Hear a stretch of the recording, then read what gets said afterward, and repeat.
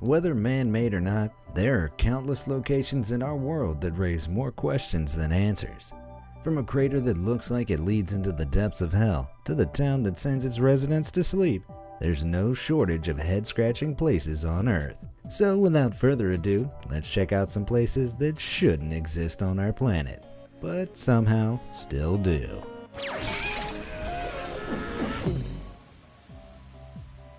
The Centralia Mine. Centralia, Pennsylvania was once a bustling town filled with residents thanks to the area's rich coal mining industry. But the coal that built the town would ultimately be the thing that brought it to its very knees. Believe it or not, today the ground beneath the now ghost town of Centralia is on fire. For those brave enough to visit, you can even catch smoke erupting up from the ground. But how did this happen? Well, if we jump back to May of 1962, it's recorded that the burning of the contents of a local landfill accidentally sparked a fire in the coal mines below it. The mines began to burn, and soon the blaze spread along the huge coal seams running through tunnels under the town. But back up a second there. 1962? And it's still burning today? That would mean it's been on fire for over 50 years. Well, it's true.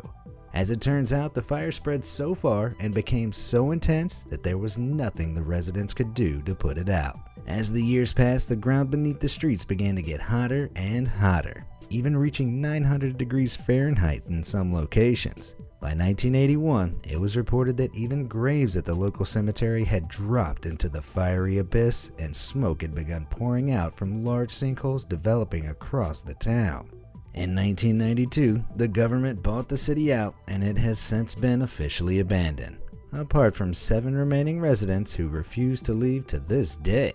Today, the fire still burns, and it's expected to continue burning for well over 100 years more. Speaking of hot topics, if you want to be the first to learn about some of the most amazing facts our world has to offer, be sure to hit those like and subscribe buttons. I put out new content every single day, so hit the notification bell too, so you don't miss out on anything. Alright, now that that's out of the way, let's check out some even more impossible looking places. The Fly Geyser. On the edge of Black Rock Desert, Nevada, lies an alien looking structure that spews boiling hot water onto a bone-dry landscape. But as natural as it may look, it's actually man-made. Man-made by accident, that is. This is the Fly Geyser, which began its life in the early 1900s after a well was drilled into the desert. Only the water that greeted the well diggers was scalding hot. It was a geothermal water source, one that was heated to about 200 degrees Fahrenheit by the heat of Earth's extra spicy insides. This made it pretty unsuitable for things like irrigation or drinking, so workers decided to cap it off to prevent it leaking hot water everywhere. But in 1964, water began erupting in multiple places after a second well was dug too close to the first. These eruptions started off as a series of small geysers, but today the largest of them measures almost 6 feet in height. The mesmerizing structures keep growing thanks to the calcium carbonate mineral deposits in the water, which solidify along the sides as the water shoots up. But minerals aren't just responsible for the Fly Geyser's height. The incredibly colorful orange, green, and yellow streaks are partially down to the mineral deposits too, though much of the color comes from algae attracted to the hot, wet conditions. If only all accidents looked this pretty. GOBEKLI TEPE. Here's a question. How did our ancestors create a society? According to experts, first they invented farming, then they invented buildings and permanent settlements, and finally, religion and culture emerged. For centuries, this has been the secret recipe to understanding of how early man evolved. That was until Göbekli Tepe was discovered and brought the entire timeline into question. A few miles from the city of Urfa in Turkey, the remains of this 12,000-year-old temple can be found. As you can see, many of the remaining pillars have intricate images carved into them, like this lion or these vultures, scorpions, and whatever this thing is. Some kind of lazy dodo? Anyway, experts believe that this was a place of worship, and it predates Neolithic structures like Stonehenge by at least 6,000 years. But here's where it gets kind of impossible. It was built before any human farming took place in the region. How could these ancient people have gone from being hunter-gatherers to devoted worshippers without the critical step of forming settlements to farm their own food supply first? Wouldn't it have been impossible for a non-agricultural community to have the time and resources to devote to a project like this? These questions have escaped a definitive answer for over a decade. Theories suggest Göbekli Tepe is some kind of ceremonial memorial spot, or possibly a spiritual site at which worthy hunters could overcome their fears of the beast sharing their territory. Other theories come in enormous varieties, with some alternative thinkers theorizing that the site is evidence of civilizations emerging much earlier than the current consensus. But what do you think Göbekli Tepe means for our understanding of human history?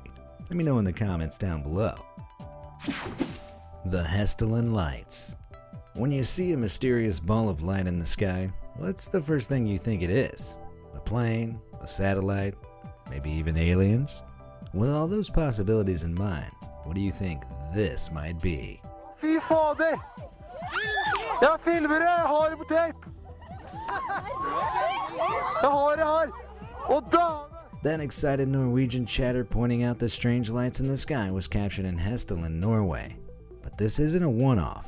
There have actually been hundreds of sightings over the years of these HESSDALEN lights. According to a technical report, they started appearing in 1981 and manifest in a number of different shapes, formations, and even speeds. After much analysis, and with so much footage to explore, researchers have concluded that the lights don't appear to be simply overhead planes or reflected car headlights. So what's causing them to appear here? Well, scientists believe that they might be ion coulomb crystals, a type of cold matter that forms in temperatures of near absolute zero. This process is capable of kicking out a lot of colorful light. But that's not the disturbing part. Scientists exploring a location where sightings are common found an increased level of radiation coming from the rocks below. It's possible that radiation is involved with the phenomena, presenting a potential danger to those attempting to observe the lights. If radiation might be what's at play, and I never thought I'd say this, but let's all hope that it is aliens after all. Lake KARACHAY. Would you be tempted to take a dip in this beautiful looking lake? If you did take the plunge, it might be one of the last things you ever did. That's because this is the deadly Lake KARACHAY, found in central Russia. It has served as a dumping ground for radioactive waste since the 1950s, with deadly effects. The pollution became so bad that the lake bed had to be covered with concrete blocks to prevent contaminated particles from infiltrating the underground water supply. But that was only after alarming numbers of local residents began reporting severe radiation sickness. The sheer amount of toxic waste floating about in Lake KARACHAY's waters and gathering at its shores make it one of the most polluted places in the world. It even won a Guinness World Record for world's most contaminated lake. Probably not an award to be particularly proud of. But I think we need a little more perspective here as to just how dangerous Lake KARACHAY is. The radioactive meltdown at Chernobyl, which is one of the worst nuclear disasters of all time, emitted between 50 million and 185 million curies of radioactive waste. In comparison, Lake KARACHAY has accumulated approximately 120 million curies worth of radioactivity, which ain't no small sum. Some parts of it are so radioactive that you would receive a lethal dose of radiation from just 30 minutes of exposure. So unless agonizing death is your idea of a great Friday night, this lake is not worth taking a dip. The NAZCA lines. Have you ever tried to draw a picture with your eyes closed? It's pretty hard to get something like that right without having any kind of wider perspective. But this wasn't something that bothered the creators of the NAZCA lines. That's NAZCA, not NASCAR, before all the petrol heads get the wrong idea. These giant geometric shapes, called geoglyphs, were etched 4 to 6 inches deep into the deserts of Peru around 2,500 years ago. From above, as you can see here, they look amazing, but here's where it gets interesting. Some of these geoglyphs measure up to 1,200 feet long, with many of the features perfectly aligned. So how were they able to create such huge images with lines so perfectly straight without the technology to look down at their work? They couldn't fly, and they certainly didn't have satellites. So how were they able to draw them this well? It's a mystery that has evaded a concrete answer so thoroughly that in the 1970s, some alternative thinkers even proposed that aliens were responsible for the markings. The likelihood is, however, that these were forms of worship to the gods of the heavens above, often interpreted as a call for rain in the arid lands. They may have used reference carvings and sticks joined with string to mark out their etchings to the gods on such large scales. That doesn't make it any less impressive, of course. But to humor the UFO community, even if they were alien in origin, why would little green men fly all the way to Earth just to draw pictures of things like monkeys and birds in a desert? If that were the case, what do you think they'd be trying to communicate to us? Let me know in the comments below. Earth's protective bubble. Prepare for this to sound more like fiction than science, but according to NASA, humans have accidentally created a cosmic shield around the Earth using radio technology. But before you go reaching for the tinfoil hats and start torching 5G towers, let's break this amazing discovery down a little. NASA believes that very low-frequency radio waves, or VLFs, have created a bubble of protection around the Earth, protecting us from some radioactive particles floating around in space. VLFs appear to exert a force on these particles, diverting them further away from Earth itself, contributing to a protective bubble for us down below. While you may not have heard of VLFs before, they're used regularly in specific types of radio communications. That's because, thanks to their ultra-low frequencies, they have the unique ability to penetrate deep into the oceans, helping vehicles like submarines communicate with dry land. As a side effect, they're also powerful enough to travel far out into the space environment surrounding Earth and exert their effects, which results in the happy accident of protecting humanity. It certainly beats the usual type of unexpected surprise that comes from space. You know, like apocalyptic asteroids and aliens with an unrelenting passion for probing. The mud volcano. Ever heard of a mud volcano? While it sounds like something you might find in the bathroom of a Taco Bell, the reality is even more severe. The Sidarojo mud volcano erupted from the ground in East Java back in 2006 and continues to erupt even now. Unlike normal volcanoes, mud volcanoes don't spew out molten hot lava, but usually a much colder mixture of gas, water, and solids. Usually mud volcanoes grow slowly, but at its peak, this never-ending stream of dirt spewed out over 6 million cubic feet of mud every day. So in just 24 hours, it spewed out enough to fill an Olympic-sized swimming pool 72 times over. Over the years, these mud flows have displaced more than 40,000 people, caused nearly $3 billion in damage, and consumed nearby buildings in layers of mud. But what caused such a violent eruption? Well, no one's entirely sure, though most fingers currently point to oil and gas company PT Lapindo Brantas. The organization had been in the middle of a gas drilling project about 650 feet away from the eruption, which is believed to have ruptured underground gas reserves, kickstarting the volcano. Others, meanwhile, believe it was caused by a buildup of pressure from an earthquake that happened several days previously. Either way, can you imagine losing everything you own to wet, sloppy, stinking mud? Almost makes hurricane season seem like a pleasant summer's day. The cocoon trees. Arachnophobes, cover your eyes and ears now, because I'm about to pour out a serious serving of 8-legged nightmare fuel. In 2010, floods devastated Pakistan, but humans weren't the only ones forced to relocate. Millions of spiders were forced to leave their low-lying webs and climb into the trees. These arachnids were just trying to survive like everyone else, but in looking for shelter, they ended up cocooning the trees in thick, yet weirdly spectacular webs. While spiders were pointed out as the main culprit for the peculiar webs, many other insects like moth larvae are also believed to have contributed.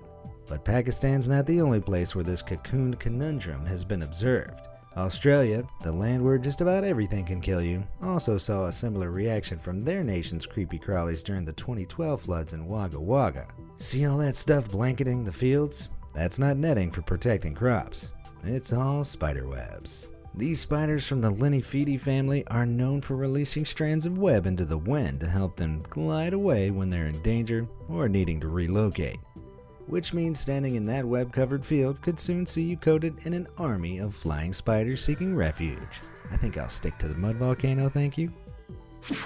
The ringing rocks. Unlike most stones, the boulders and pebbles of Upper Eddy, Pennsylvania are musical in nature. When struck with a hammer, some of the rocks found in the area's 7-acre boulder field will ring out with a clear, bell-like tone. Just take a listen.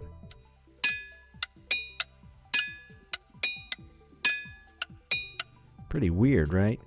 It created so much intrigue that in 1965, a group of scientists cracked open several of them to figure out what made them tick, or more accurately ring.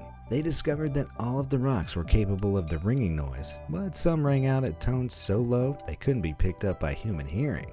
Some theorize that the bell-like properties come from the unique processes of freezing and thawing that formed the rocks, but the specifics remain shrouded in mystery. Still, thanks to the various tones and frequencies each of the rocks produces, it means you can create a musical tune out of them. Listen. Although there's no solid explanation to how these sonorous stones ring the way they do, they certainly bring a new meaning to the phrase rock concert. The Stairway to Heaven. Here's a question for you. How do you farm food when you live on the side of a mountain? Well, here's one very creative answer. But while it may look like a work of art, it's actually a photo, not a painting. These are the rice terraces of China's Yanyang County, home to a type of farming brought to the area around 2,500 years ago by the Han people. Often described as the Stairway to Heaven, the cut of the terraces reaches around 6,500 feet above sea level. It's an ingenious solution that transformed the mountain's rugged terrain into fertile land, all by carving out individual rice paddies in layers. Once the rice is planted, these terraces are then flooded to start the rice growing process. As the rice matures, farmers will lower the level of water by releasing it to terraces below. When it's time for the rice to be harvested, farmers will drain a terrace completely by removing parts of the barriers, letting water flow from the higher terrace to a lower one. If you ask me, that just sounds like a recipe for the ultimate water slide. 40 WINKS-VILLE. For several years, the residents of KARACHAY, a village in Kazakhstan, were plagued by a terrifying and mysterious disease. KARACHAY's residents would suddenly fall asleep and remain unconscious for days. Starting in 2012, residents began exhibiting this unusual illness, with many also reporting severe hallucinations and memory loss. Over the course of several months, hundreds fell victim to this impossible plague, and even a local cat began suffering from the sleeping sickness. The phenomenon became such a problem that the police and local government authorities were forced to investigate. Was it a new form of drug? Had the water been poisoned? Perhaps it was some kind of bioweapon. With test after test of the area coming back negative, including radioactivity tests, scientists racked their brains for an explanation before stumbling upon a significant lead. Blood tests from those suffering with the sickness revealed higher than normal concentrations of carbon monoxide, which was hindering the delivery of oxygen to vital organs like the brain. That's when the government began pointing its finger at a nearby abandoned uranium mine, which was supposedly leaking out high levels of carbon monoxide and poisoning the town. While many accepted the explanation, scientists were quick to point out holes in the theory. The mines had been inactive since the early 90s, and carbon monoxide is usually the product of combustion. More importantly, why was the sleeping sickness only affecting people now, 2 decades after the closure of the mine? With this vital question left mostly unanswered, this village's sleeping sickness remains something of an anomaly. Maybe if we sleep on it, we'll figure something out. The Blue Volcano. By day, the top of Kawah Ijen volcano in Java, Indonesia looks like any other active volcano crater. But by night, something incredible happens.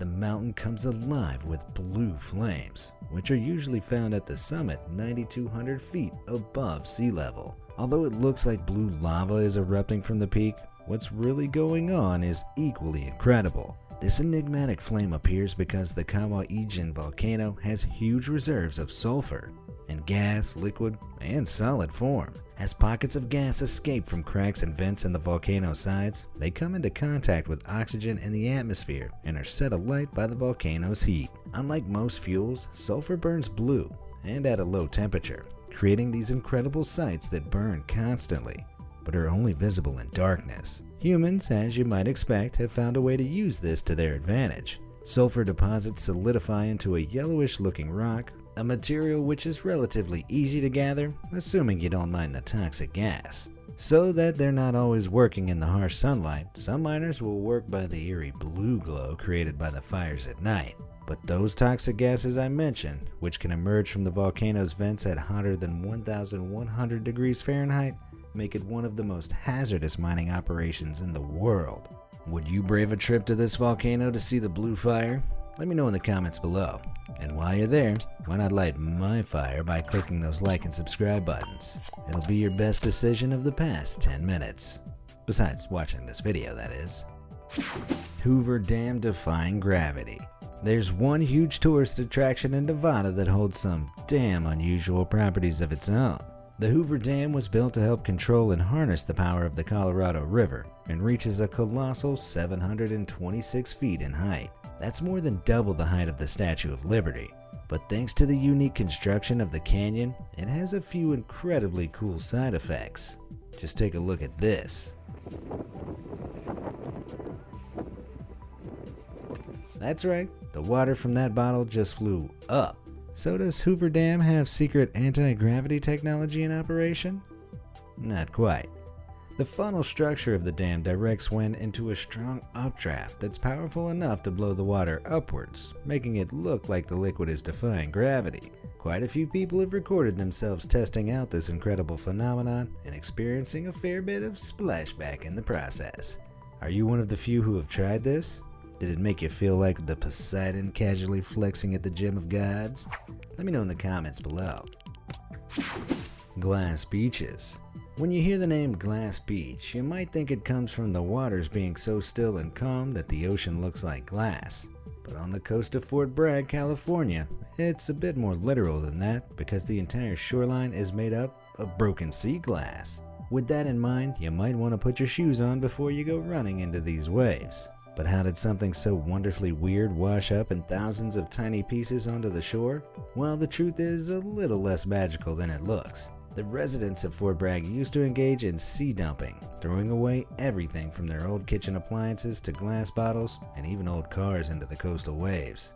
Years in the surf has broken up many of the shattered glass pieces, turning them into delightfully colored and smooth stones. But it's not the only beach of its kind. Russia's Ussuri Bay has a similar history, having once been a dumping site for glass and other waste.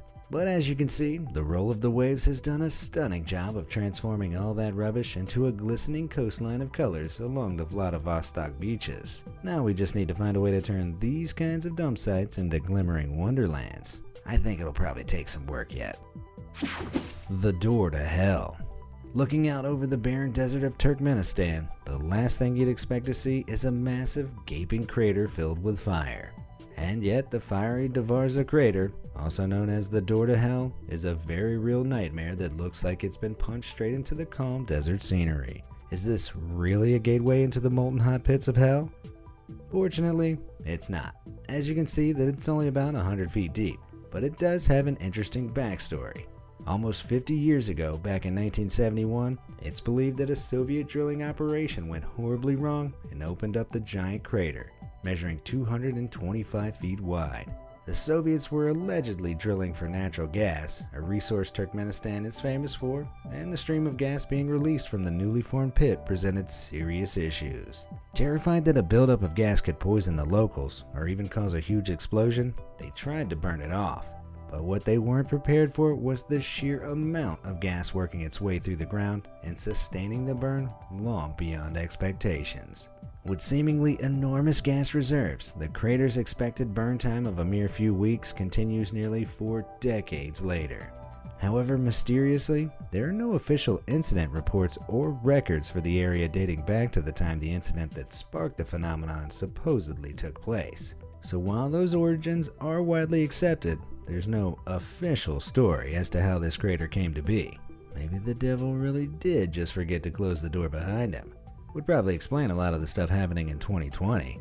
Has anyone got a 225 foot wide cork so we can plug this hellhole and keep whatever the next disaster is at bay for a while? Hit me up. Which of these places leaves you the most bewildered? Have you been to any of these spots yourself? Let me know in the comments below, and thanks for watching.